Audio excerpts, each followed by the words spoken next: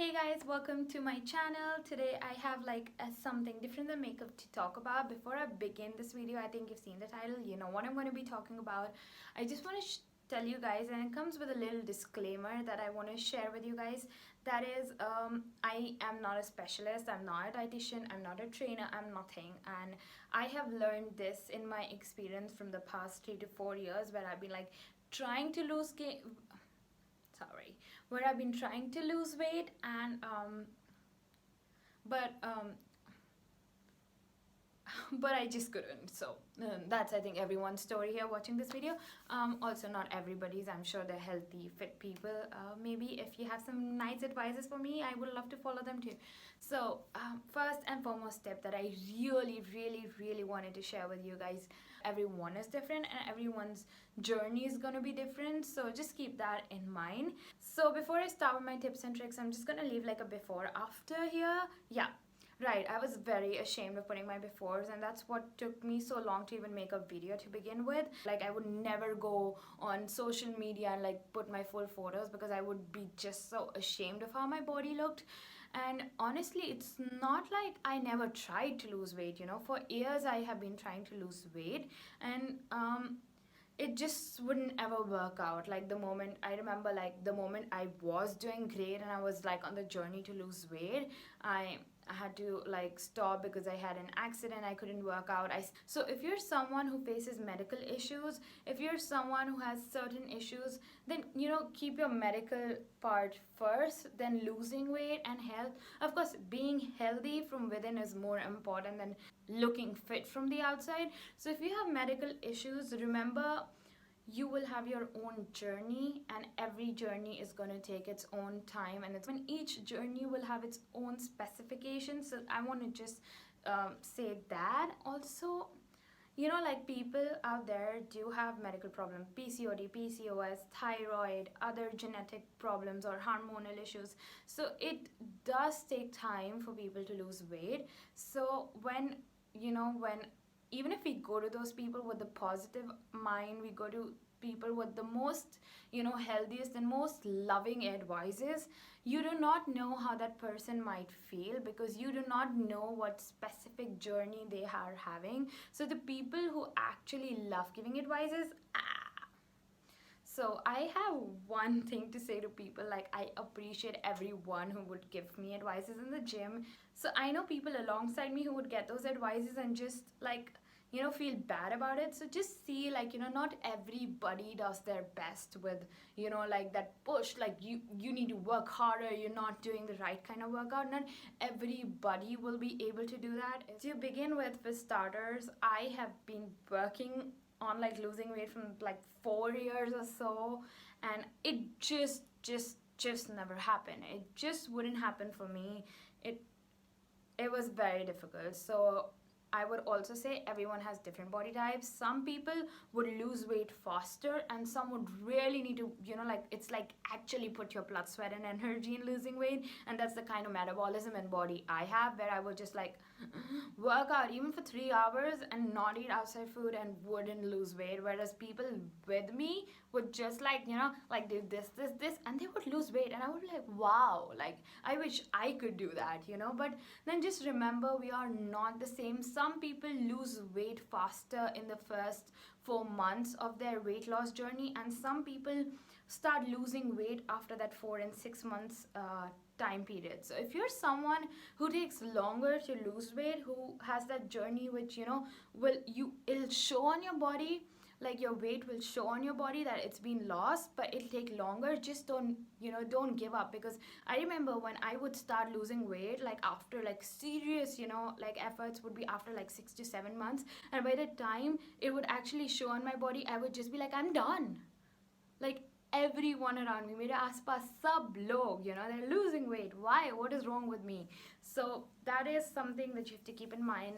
You're not losing motivation, and know that you work hard and you still can't lose weight. And I hope these little tips and tricks kind of maybe help you out with that journey, because I was a size 18 and I was a good solid size 18.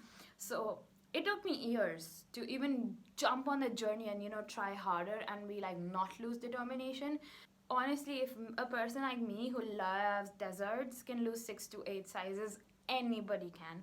Believe me, just it'll take a long time for some and it'll take short time for some. So just remember that, like, even if I'm not moving, like, even if, like, I've been working hard for like 3 months and my weight is still 80 kgs, or my weight is still 80 kgs after 3 months, it's fine. Just remember, when you lose and when you start to lose, you're gonna go like a solid 10 kgs down and you won't even know how.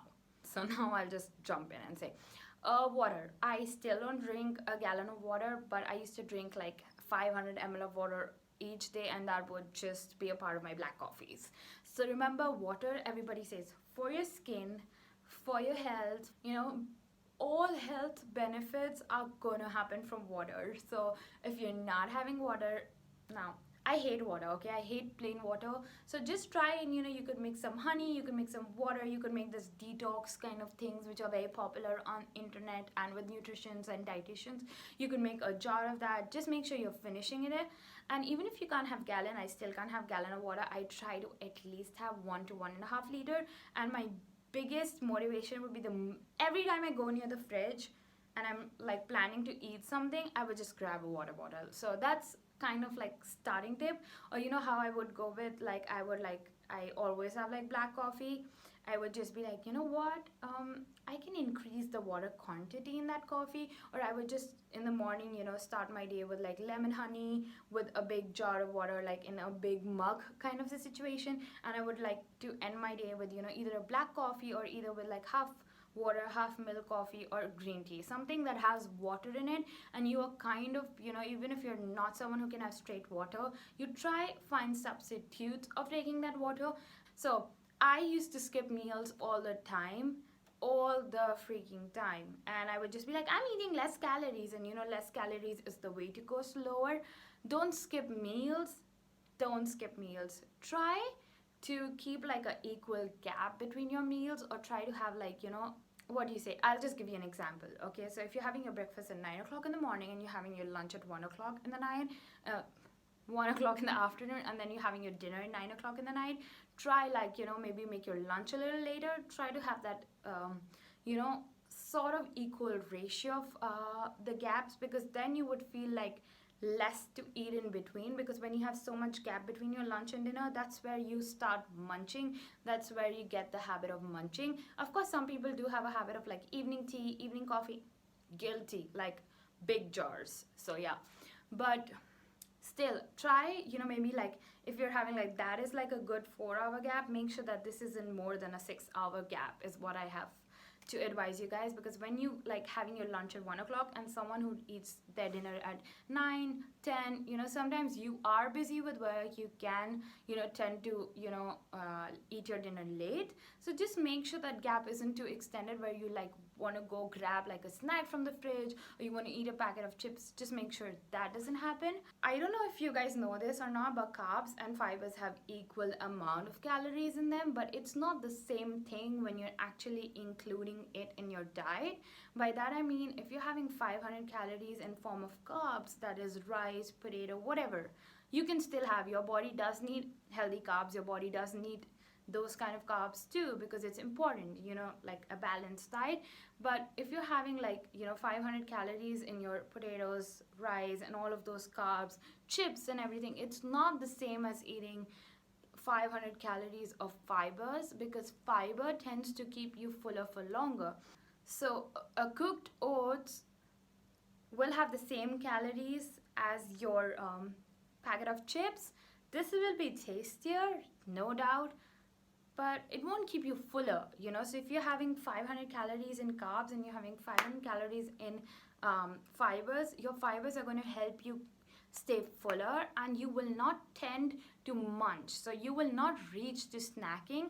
And if you're still someone who likes to snack, because then try to snack on healthier stuff, take fox nuts, take dry fruits, have a piece of dark chocolate. Dark chocolate is healthy, it has less sugar. Go for less sugar options, and it's gonna be great. Your snacking will keep you fuller. Dark chocolate also helps you stay fuller. It's good for your heart and your blood and everything. So you can reach to those kind of snacks. I still eat cakes, I still eat desserts, I still eat pizza. Just remember that you need to limit your quantity. You know how I hate the concept of cheat meal? I have been trying to lose weight from like 2012. I went down like a size 12 and then I gained back to 18. So I'll tell you why that can happen with people when they're on a weight loss journey. They will lose significant amount of weight and then gain that weight again. It's because of the concept and the illusion where people were like, cheat meal, cheat meal, cheat meal, cheat meal. That is like a misconception. You can you can have your cheat meal every 2 days, but the concept of having a cheat meal after 20 days on a diet it's rubbish to me, honestly. I'll tell you why. I have to explain this. I really wanted to explain this, and people would be like, your concept is horrible, but I would be like, believe me, it works. And I would just like, everybody who would, hey, you lost weight, I would just be like, cheat meals, that's a cheat. Cheat meals are a cheat to you. They want have a pizza every 3 days. Like, just get over the concept of the cheat meal situation, but don't have a pizza, every 3 days. This is an example. But you can have, I still eat cakes, I still eat all of that stuff, but just remember to limit your quantity. Now, what happens, why I say that I hate the idea of cheat meal, and it really, instead of doing justice to all those 20 days of hard work you've put in or 10 days of hard work you've put in, it in fact makes you gain more weight. And all that effort goes down the drain. What happens is when you are like on that good healthy journey over a period of time, you're like having good food, you're having everything great, you're doing everything nice to your body, you're doing everything your body needs, you would just see a pizza, and after 20 days and you would like go lurking over that pizza. Oh, yummy, I need that pizza, I need it too.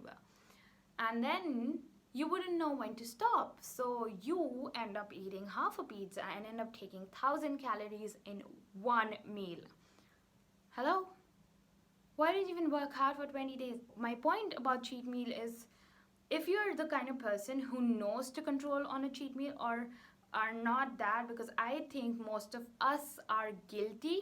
When we have a cheat day, we would just want to eat everything. When I had cheat days, when I was like doing a diet with a dietitian like 2 years back, I would just be like, cheat day after 15 days, and I would just eat half a pizza alone. I would eat chocolate cake. I would just eat everything I couldn't get the 15 days. So if you're those, that is going to be the most unhealthy thing to your body, because firstly, you're taking all the wrong kind of nutrients your body needs. You would only take fat, sugar, and carbs is what I'm assuming when you're on a cheat day, unless you're like, I didn't get a salad for a week, that's what I need in my cheat day, but I doubt. If you're the person who would have a salad on their cheat day, have like 3 salads, great. I'm having an extra salad because it's my cheat day. Sounds good to me.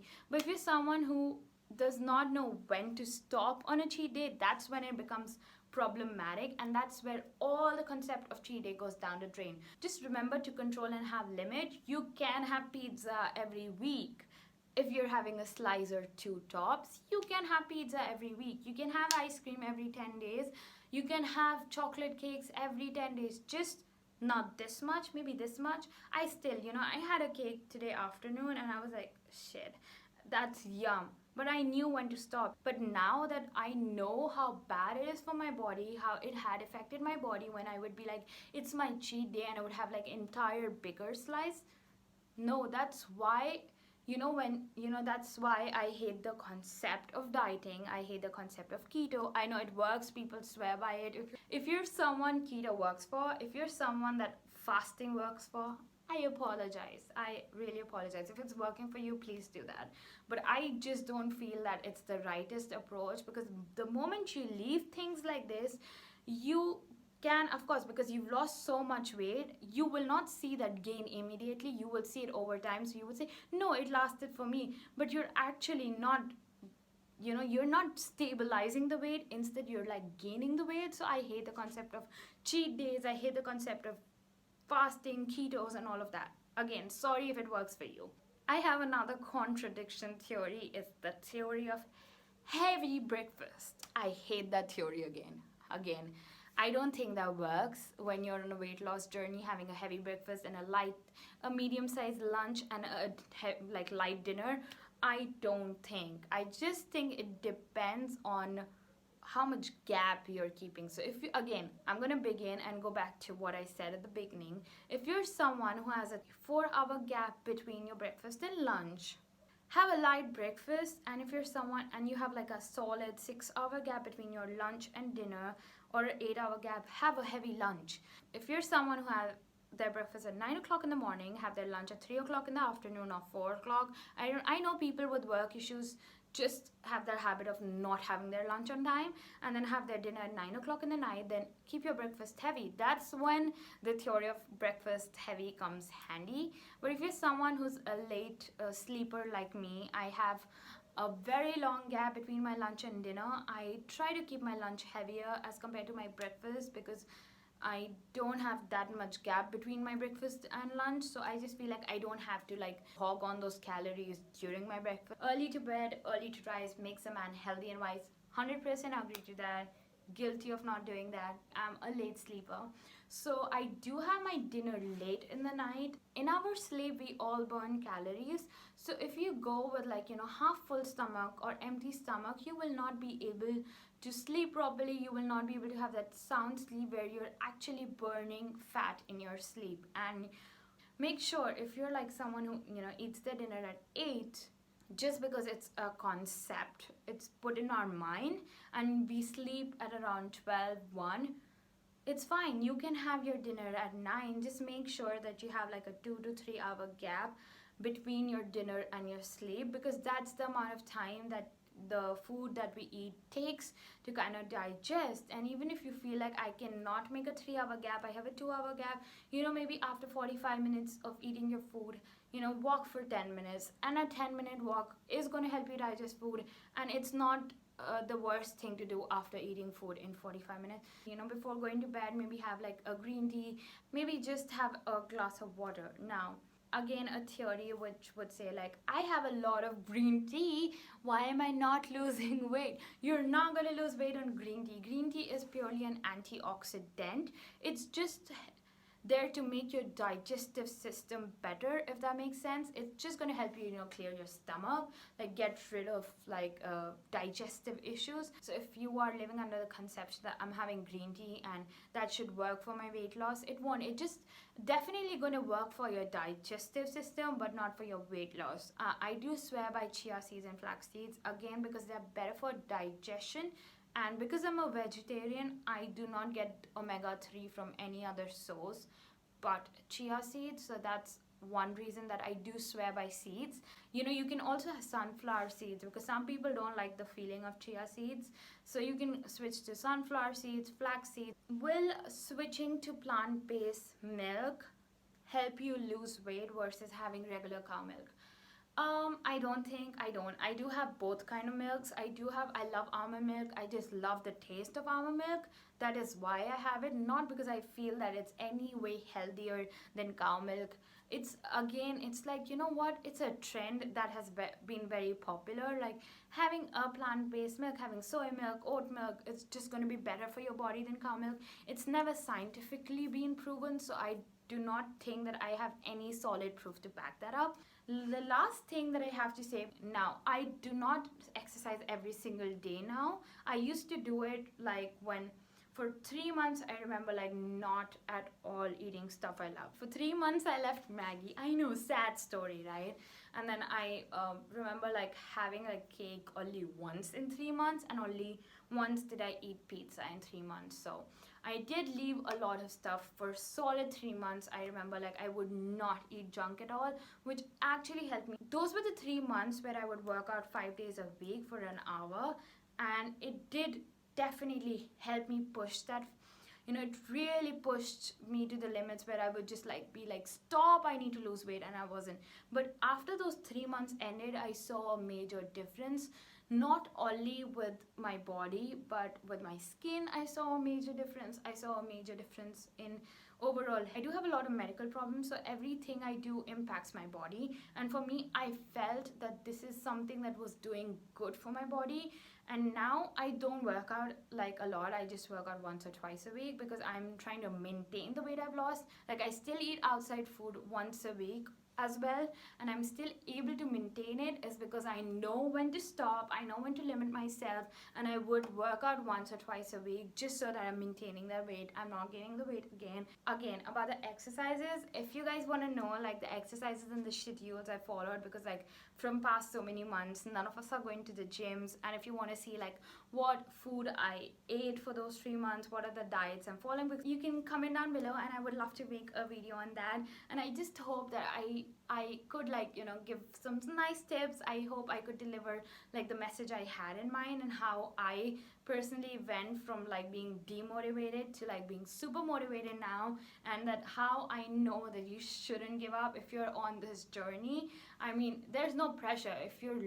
If you're comfortable in your body, you don't have to lose weight for the world, is what I believe. But if you're someone who wants to jump on the train, who wants to have this journey, who feels demotivated, why, and it affects you, then I hope these tips helped. Also, if you guys like this video, don't forget to give it a thumbs up, you know, share it with your friends if you want to, definitely. And my face is right here, so subscribe to my channel, and I would love for you guys to subscribe to my channel, support my channel, and I will see you guys next time. Thank you.